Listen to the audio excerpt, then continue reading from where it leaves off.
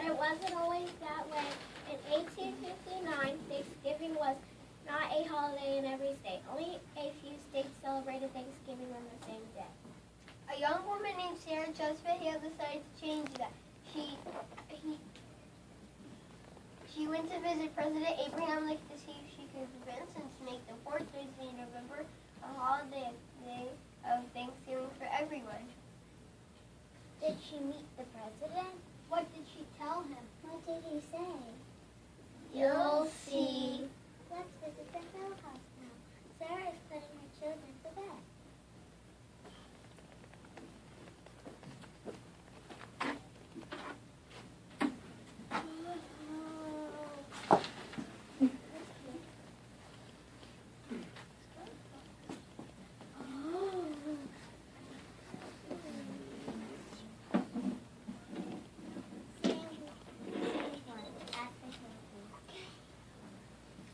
Read us the poem you wrote about Mary and the lamb. I like the part where the lamb comes to school. Now, children, it's time for bed. I will tell you one more time if you promise to go to sleep. Mary had a little lamb, its face was black as night, and everywhere that Mary went, the lamb was sure to go. It followed her to school one day that was against the rule. It made the children laugh and glad to see the lamb at school. Oh, Mother, I just love that poem. It's one of the best you've written. I'm glad my mother heard me. Now, children, it's time for you to go to bed.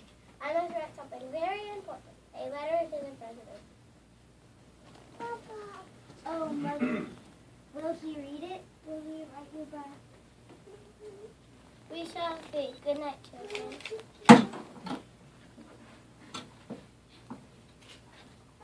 Dear Mr. President, Sarah wrote to President Lincoln. She wrote again and again. She put some of the letters in her magazine. Each time she asked them to make Thanksgiving a holiday for every American on the very same day, the fourth Thursday in November. Then one day, President Lincoln invited Sarah to meet with him at the White House. Let's visit the White House now. Sarah's meeting with President Lincoln.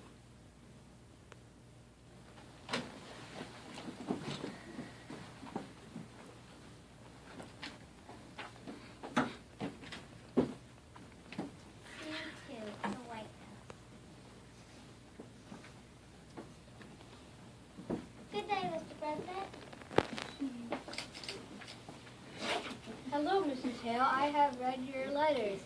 Tell me, why do you think we should have a national holiday? I can show you in this book. It tells about the first Thanksgiving long ago. See, here are the biblical. If they had given up and come, we might not be here today. This is Governor Radford.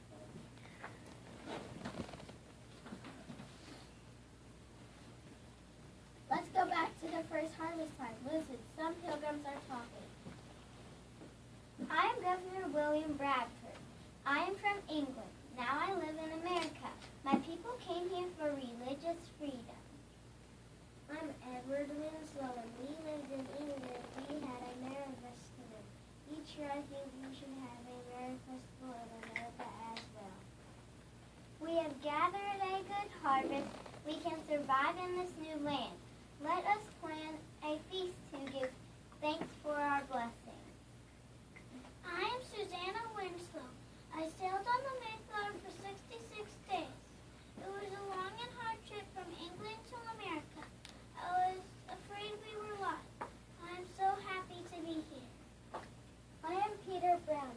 We were happy to find the fields ready for planting. We built 7 houses right away.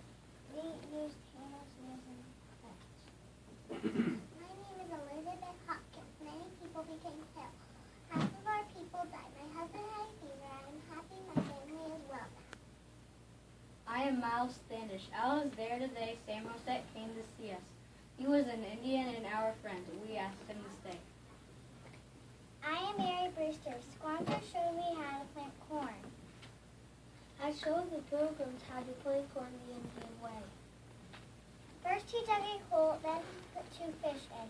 Then he filled the hole and put the corn seeds on top. Now we have lots of corn.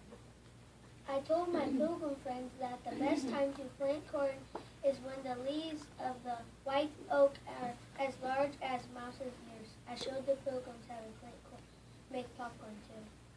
I'm Eleanor Billings, Happy Island. Our Indian neighbors have helped us so much. We have everything we need. We have fish, ham, and herbs. There's enough food for everyone.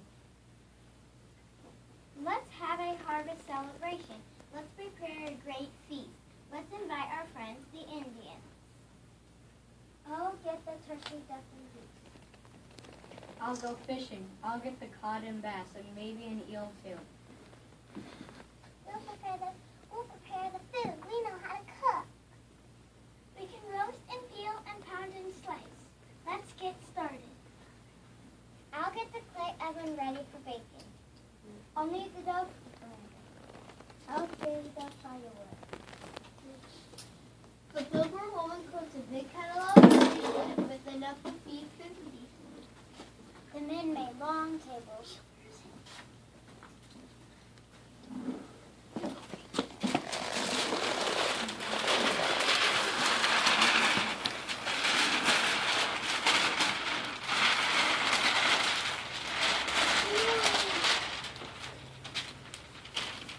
Finally, the day of the feast arrived. Here comes the Indians.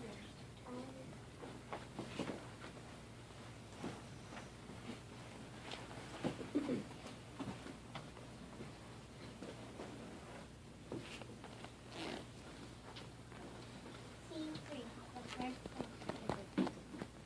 I'm Chief Messenger. These are my people. Hello. Welcome. Oh, look, there's so much people. We may not have enough food. Quick, put more meat in the pot. Put more bread in the oven. Do not worry. See, the Indians have brought wild turkeys and deer. The pilgrims and Indians sat down together. They had turkey and goose pudding with some stuffed cod, fruit tarts, corn soup, pumpkin, and salad herbs. Before they ate, Governor Bradford gave thanks. The feast lasted for 3 days. There were games and contests, music and dancing. The pilgrims sang an English folk song and danced for their Indian friends.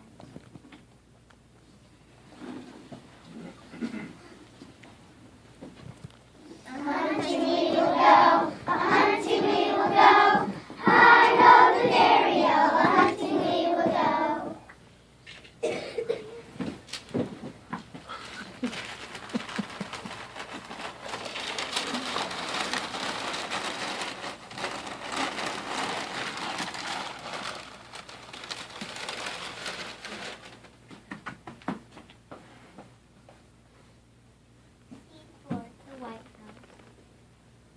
As you can see, Mr. President, the first Thanksgiving was very special. It is truly an American holiday. You are right, Mrs. Hale. We have much to be grateful for. We need a day for families and friends to join and give thanks, just as the Pilgrims and Indians did so long ago. From now on, the last Thursday of each November shall be a holiday of Thanksgiving for every American. Thank you, Mr. President. Now everyone can sit down to a festive dinner on the same day, all over the country. In 1863, President Abraham Lincoln proclaimed Thanksgiving Day every year since then. It has been a national holiday in every state for everyone. Thank you, Mr. President. And thank you, Sarah Joseph Hale.